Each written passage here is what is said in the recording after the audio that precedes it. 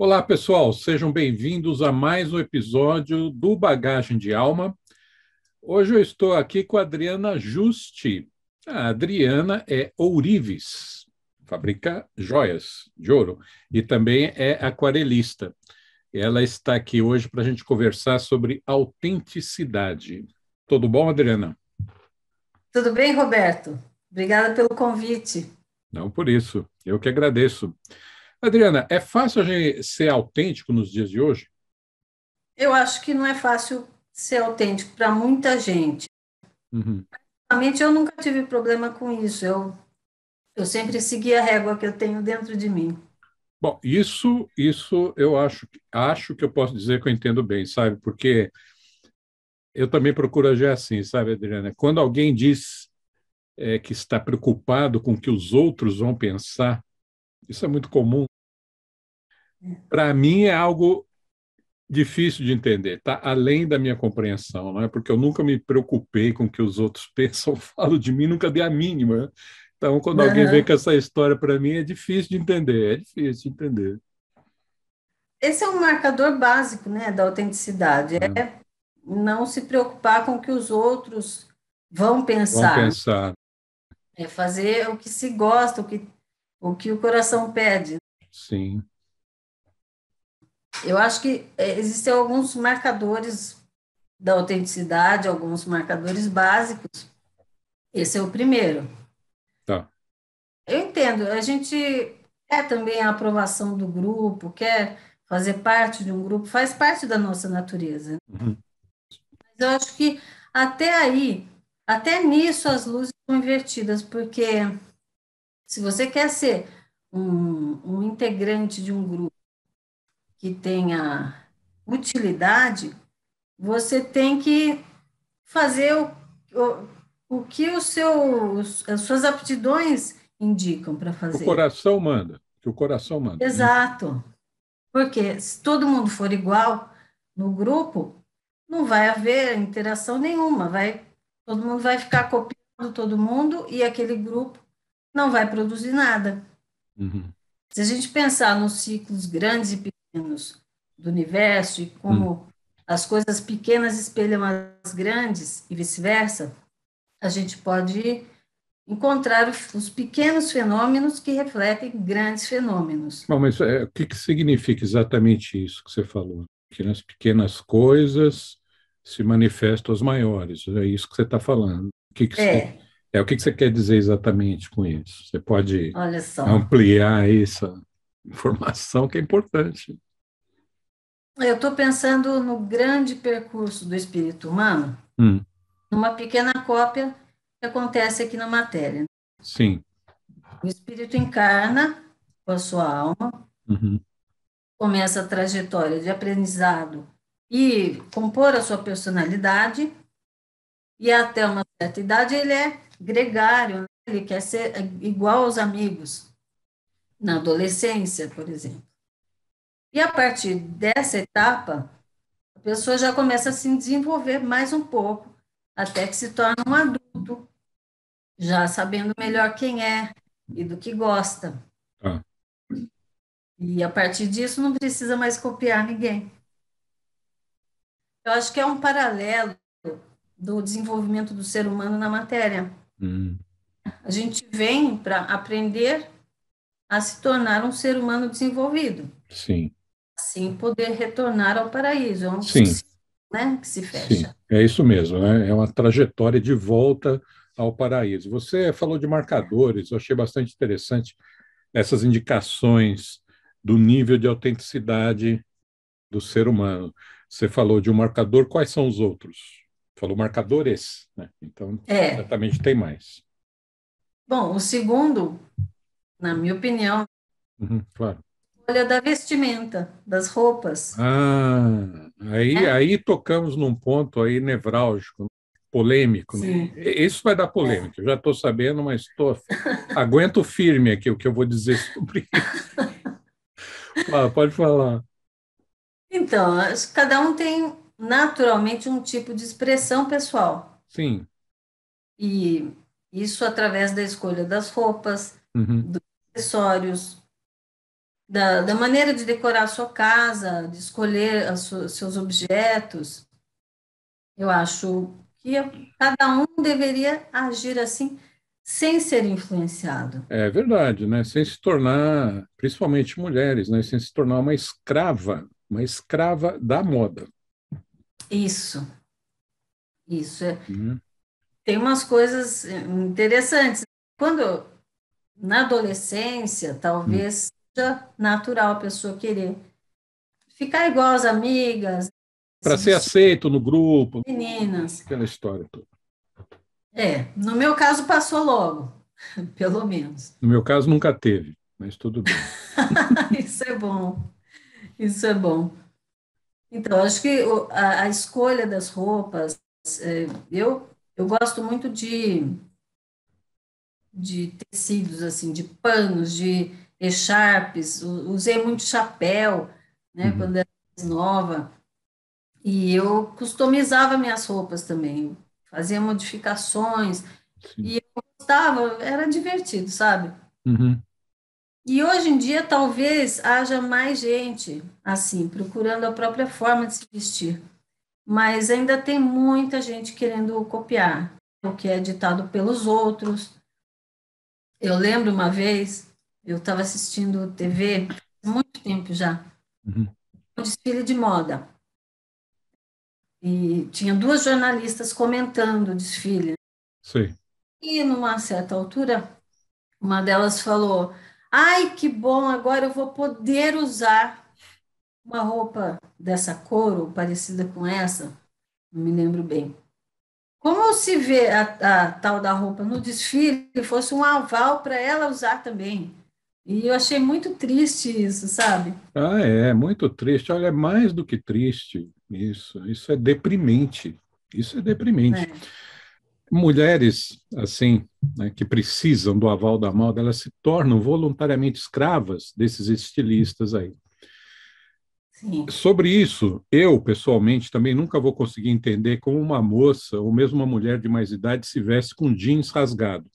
Não entendo isso, é, né? Porque a moda é pede esquisito. roupas rasgadas, roupas rasgadas. Imagina só se a gente falasse para as pessoas de séculos atrás que no futuro as moças iam querer colocar, se vestir com roupas rasgadas, desfiadas.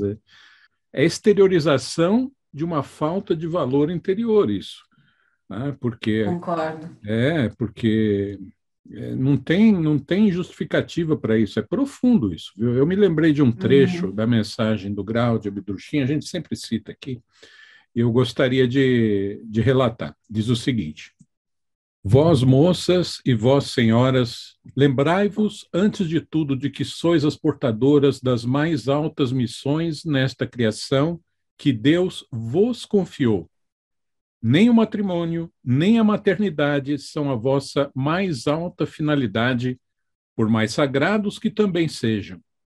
Sereis autônomas e firmes, tão logo estiverdes certas no íntimo. Quão ridícula e repulsiva parecer-vos-á a loucura da moda, a qual sempre vos subjugastes voluntariamente e até de modo incondicional. O que foi lançado no mercado pelos fabricantes da moda, de maneira insensata, para fins lucrativos, aceitastes como bichos aos quais são atiradas gulodices. Reconhecereis ainda a vergonha que nisso havia, já somente na aceitação das aberrações, às vezes bastante duvidosas, dos conceitos de beleza autêntica. De pureza nem se pode falar aí absolutamente. A gente percebe aí a importância da autenticidade para nós mulheres, sobretudo, Uhum, porque a nossa principal missão é de sermos guardiãs do anseio pela luz, sim. mas a maioria abre mão voluntariamente desse trabalho tão sublime ao se tornar escravizada pela moda e pode até acabar perdendo o senso de beleza. Pois é. Então, como você voltou a falar da mulher, é um bom momento aqui para a gente apreciar as gravuras que a nossa amiga Fátima Zehagen preparou para esse bagagem. Olha só essa primeira aí. Eu vejo essa moça aí, Adriana. A mim me parece Uhum, que ela está sendo literalmente assediada de múltiplas formas para se moldar a uma determinada personalidade. uhum. Mas, pela expressão dela, eu tenho para mim que ela resolve ser ela mesma no final das contas. O que, que você acha aí dessa gravura? Eu vejo assim também. Ela se tornou bonita em todos os sentidos ao decidir quem é. Né? Ela sabe quem ela é. Né? Então, isso dá firmeza para a pessoa. Uhum, A Fátima traduziu muito bem a importância disso, uhum. de Maria vai com as outras, ou influenciável. Ela tem, a mocinha do desenho tem um porte, um olhar altivo, né? Sim, sim, sim, mostra altivez, né? Realmente Aham, põe respeito aí, suscita até admiração. A Fátima foi bem feliz aí nessa imagem. A legítima uhum, autenticidade é uma verdadeira joia da alma que o espírito leva consigo uhum. depois da sua jornada aqui na Terra. Eu estou falando isso porque a Fátima, ela nos brindou aqui com uma segunda imagem que a gente está vendo aí, que mostra uma joia também. Maravilhosa também. Uhum, A autenticidade, ela se torna uma pedra preciosa, uhum, que é pessoal, única, intransferível, que ninguém pode tirar. Aliás, no meu trabalho como joalheira, eu uhum. identifico com meus clientes, a maioria são mulheres, a firmeza da autenticidade, porque o meu trabalho, como eu não acompanho moda nem tendências, as pessoas que apreciam e chegam para ser minhas clientes são, via de regra, pessoas autênticas e inteligentes, elas sabem o que elas querem, Né? né? Muito, muito interessante isso, né? Ficam com a expressão artística e pessoal numa joia. Entendi, entendi. Mas tem outros marcadores de autenticidade. Eu gostei muito desse tema que você levantou, dos marcadores de autenticidade, né? Por isso que eu estou explorando aí bastante, né? Tem outros ainda? Estou Uhum. interessado nisso. Eu acho que sim, É? do tipo de expressão pessoal, através do vestir, eu acho que cada um já vem com algum tipo de aptidão ou inclinação para determinados tipos de trabalho, de Uhum, atividade. Quando a gente observa um grupo qualquer, uma classe de alunos, por exemplo, sempre haverá o mais valente, o mais tímido, o mais artístico, os mais estudiosos, os mais falantes, os engraçados. Eu não sei, mas parece que existe um tipo de força invisível que organiza os grupos, fazendo com que os indivíduos assumam naturalmente funções para compor um todo. Como eu vejo cada ser humano como uma pedra, uma peça, uma partícula do todo, parece que um conjunto coeso faz um todo perfeito. Bom, eu penso como você, Adriana. Cada qual pode e deve contribuir para o aperfeiçoamento do todo, contribuir Uhum, com as capacitações que traz em si, sem ambicionar ser o que não é, nem invejar determinada aptidão de um seu semelhante, de um amigo. A beleza e a perfeição, elas estão justamente sedimentadas na heterogeneidade. Você imagina só se uma sinfonia com uma nota única. Ia ser uma coisa pavorosa. Um jardim, por exemplo, ele é tão mais bonito, tanto mais belo, quanto maior a variedade e diversidade de flores. Então, cada um contribui para a beleza do todo, para a perfeição do todo, com as aptidões que ele traz em si, aptidões que ele tem o dever de transformar em capacitações plenas. Aí fica uma sinfonia de cores, cada um dando o melhor de si, sinfonia de cores, de som, fica uma coisa maravilhosa. Então, eu penso como você. tudo verdade. Sobre isso, eu quero ler um trecho da mensagem do Grau. Pois não, vamos ouvir. Um ser isolado não pode oferecer-te a perfeição, mas sim a humanidade toda. na pluralidade de suas características. Cada qual tem algo que pertence de maneira incondicional ao conjunto. Daí acontecer também que uma pessoa que já atingiu amplo progresso, já não conhecendo mais nenhuma cobiça terrena, sinta amor pela humanidade inteira e não por um ser isolado, visto que somente a humanidade toda consegue fazer vibrar em harmoniosa sinfonia celestial as cordas de sua alma amadurecida, libertadas através da purificação. Essa harmonia dentro de si, porque todas as cordas vibram. Olha, eu fico até emocionada, eu gosto muito dessa passagem. Eu acho que nós devemos aperfeiçoar cada um as suas características, suas aptidões próprias, para contribuir com a perfeição do todo. Exatamente, é isso mesmo, né? Infelizmente, hoje é muito comum a gente ver pessoas jovens, né, escolhendo suas profissões com base num pensamento estritamente racional, só intelectivo, em detrimento de suas verdadeiras inclinações e capacitações, né? E isso por conta, às vezes por conta própria, ou influenciados pelos pais ou por outras pessoas, por colegas.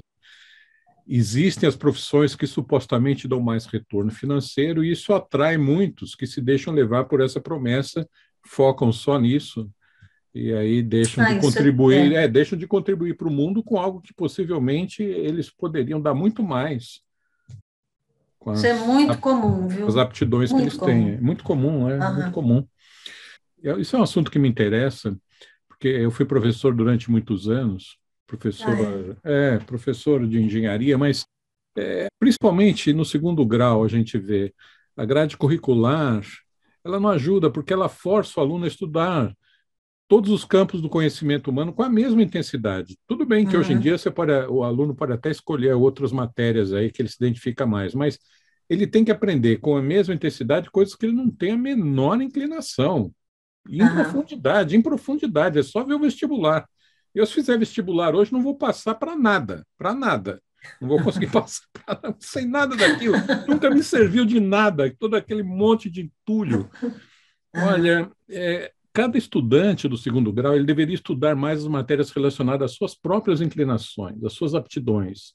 Claro, ele precisa ter uma visão de tudo, isso sim, mas uma visão genérica, global, e não em profundidade.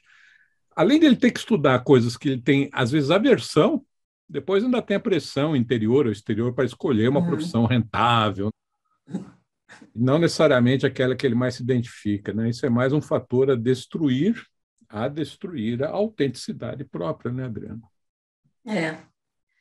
Isso. Quando alguém escolhe racionalmente, em detrimento das suas aptidões naturais, o mundo deixa de receber trabalhos específicos.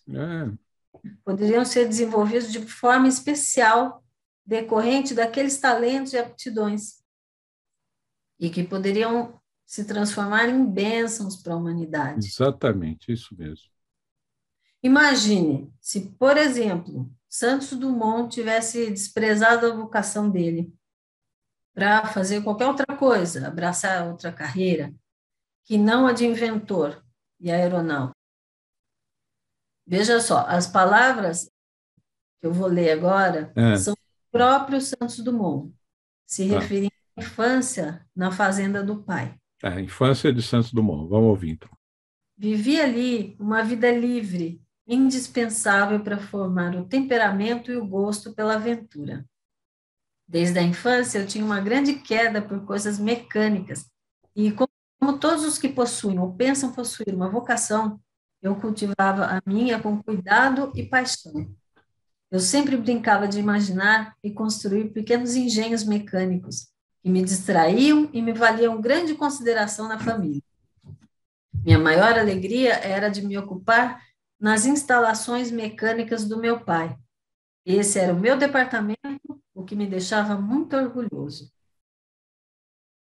Ainda bem que ele seguiu a vocação dele, né, Adriana? Pois é, ainda bem. Imagine, a humanidade ia perder muito.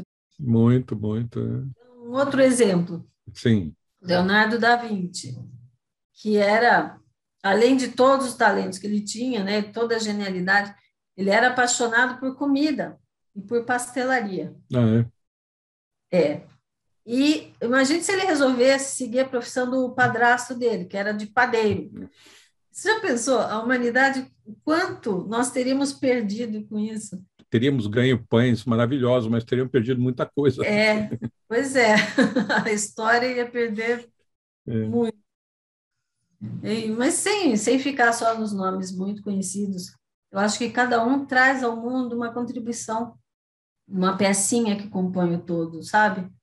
Isso quando obedece à voz interior. Ah, sim, você falou aí uma coisa importante. Esse é um ponto muito relevante, importantíssimo mesmo. Nós já falamos aqui que a intuição é a voz do espírito. A gente sempre fala disso aqui no Bagagem de Alma. Uhum. A gente precisa se esforçar em escutá-la, em entendê-la e pautar a vida por ela. Um espírito não tolhido, ele anseia em retornar à sua pátria espiritual, mesmo que inconscientemente. Ele tem anseio pela luz, de onde ele veio. Então, para um tal espírito, todas as suas deliberações vão ser sempre livres de considerações intelectivas que fecham ele numa caixinha. Elas não conseguem fazer ele ficar preso à terra. Então, ouvindo e seguindo a intuição, a gente pode deixar, então, tranquilamente o raciocínio trabalhar para se tornar um instrumento do espírito. Ele tem a função de tornar viável aqui na matéria, possível aqui na matéria, o querer do espírito. É isso que o raciocínio tem que fazer, mais nada. Ele não tem que ditar nada, comportamento nenhum. O raciocínio tem que funcionar como servo, e não como senhor, que tudo decide, tudo determina, como acontece hoje, infelizmente. Exatamente. Acho que no dia em que todo mundo procurar escolher as atividades, as suas profissões, com base nas aptidões naturais, nós veremos um florescimento de um modo de vida muito mais avançado do que o que temos hoje. Ah, sim, sim, sem dúvida. Respeitar o próprio íntimo no desenvolvimento da expressão pessoal, eu acho que trará felicidade e sentido de realização, sabe? Sim, você sabe que nesses casos, viu, Adriana, muitas vezes os próprios pais forçam os filhos numa determinada direção, e até com uma boa intenção. Uhum. É porque, para eles, os pais, parece ser aquilo mais adequado. Então, mesmo sem querer, eles causam um grande sofrimento, um grande dano aos seus filhos. Isso é muito comum, muito mesmo. O respeito pelo livre-arbítrio de cada ser humano deveria ser obedecido em todas as situações, especialmente na família. Quer dizer, na época em que liga o espírito, que na época da adolescência, claro, o jovem, se está morando com os pais, ele tem que seguir determinadas orientações e tudo. Não é isso que eu estou falando. Estou falando do respeito pela vontade daquele espírito que floresceu aqui na Terra, despertou aqui na Terra. Não pode, agora você vai fazer isso, agora não pode. Isso é um erro. Acarreta um dano para o jovem e uma culpa para os pais também. É um dano muito grande que eles estão causando dentro do filho. Porque o filho é um hóspede, na verdade, né? Naquela família. E cada um está de passagem aqui na Terra e tem o dever, tem a obrigação de escolher o seu próprio caminho. Sim. Eu tive uma percepção muito interessante em certo campeonato. Eu trabalho há muito tempo já, desde os 18 anos. Na verdade, desde os 15 eu já fazia artesanato. E eu fiz várias atividades, eu tive várias atividades profissionais ao longo da vida. E sempre na época em que me perguntavam, qual é a sua profissão? Eu dizia, sou isso, sou aquilo, sou aquele outro. Mas quando eu estava desenhando e me perguntavam qual é a sua profissão, eu dizia, eu sou desenhista. Fazia assim com a cabeça. Então, eu não tinha percebido isso até um tempo, sabe? Até um tempo atrás. Porque eu achei esclarecedor. Momento, sim, naquele momento você era a desenhista ali, a sua profissão era essa.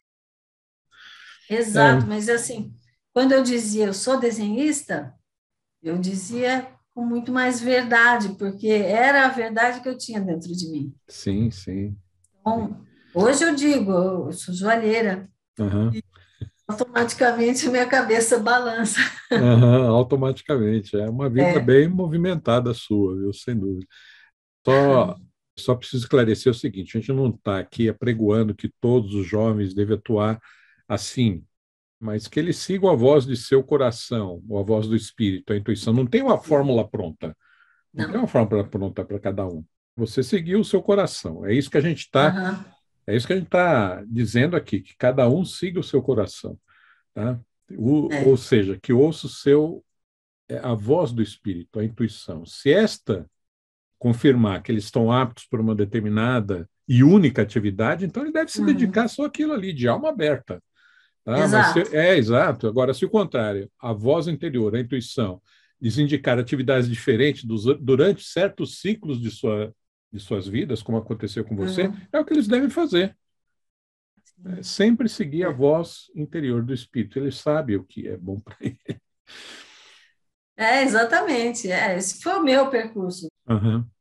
Eu gosto especialmente da imagem de que nós mesmos é que fornecemos com as nossas palavras, pensamentos, intuições, os fios com que o tear da criação, trabalhando automaticamente, tece o tapete do nosso destino. Nós é que fornecemos esse material.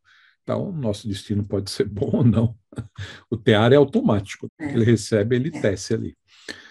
E isso ao longo de várias vidas. Somos sempre apenas nós mesmos os senhores do nosso destino, os responsáveis por ele. A gente semeia e colhe, sempre, sempre. É. Essa imagem é bonita e é muito verdadeira, né? Muito, muito verdadeiro, sim. Né? Alguém pode dizer assim: ah, mas se eu não descobrir nenhum talento específico em mim, não posso contribuir então com nada? Aí eu digo: todo mundo, sem exceção, tem alguma coisa para contribuir com todo. Sim, sim. Você é bom ouvinte, é compreensivo, você gosta de deixar a sua casa linda, você tem aptidão para arrumar, organizar e limpar, é bom em plantar, cultivar ervas, ou consegue compreender a dor do outro. É, Sempre tem alguma palavra para alguém que precisa, que está aflito. Esses são exemplos da vida cotidiana em que todo mundo pode contribuir. Não precisa ser uma atuação profissional apenas, mas também a atuação da sua alma. exatamente. Todo mundo tem algo que pode contribuir para o todo, para a beleza do todo. Bem, Adriana, eu acho que a gente abordou alguns aspectos relevantes, vários aspectos, na verdade, sobre a importância da autenticidade, da personalidade própria, da formação da personalidade própria. Gostaria de agradecer muito aqui a sua participação nesse episódio do Bagagem de Alma. Foi muito bom, muito grato. Olha, eu que agradeço muito, Roberto. Eu já acompanho Bagagem de Alma já desde o começo Uhum. e sempre os temas sempre são relevantes, sempre a gente aprende muito, sempre pode usar uma pecinha ou outra do episódio para construir algo dentro de si, Isso né? Isso, mesmo. isso é muito importante, é um trabalho muito importante que você faz. Eu também aprendo muito, mais do que você imagina, aprendo bastante. Tá bom, Adriana, até mais. Até mais, Roberto, e novamente, muito obrigada.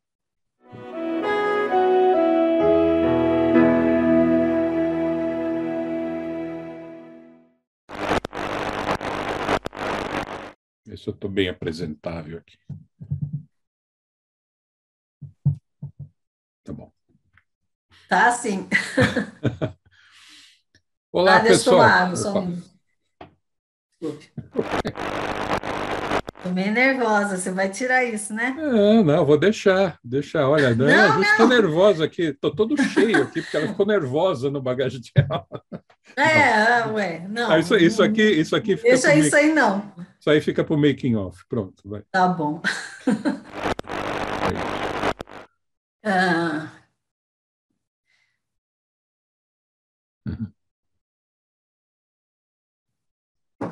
Não é fácil fazer isso não, hein, Roberto? É sim, se solta aí que sai tudo. Não é não. Tudo isso foi dando as cores que a gente traz hoje dentro de nós. Uhum. Então, então para.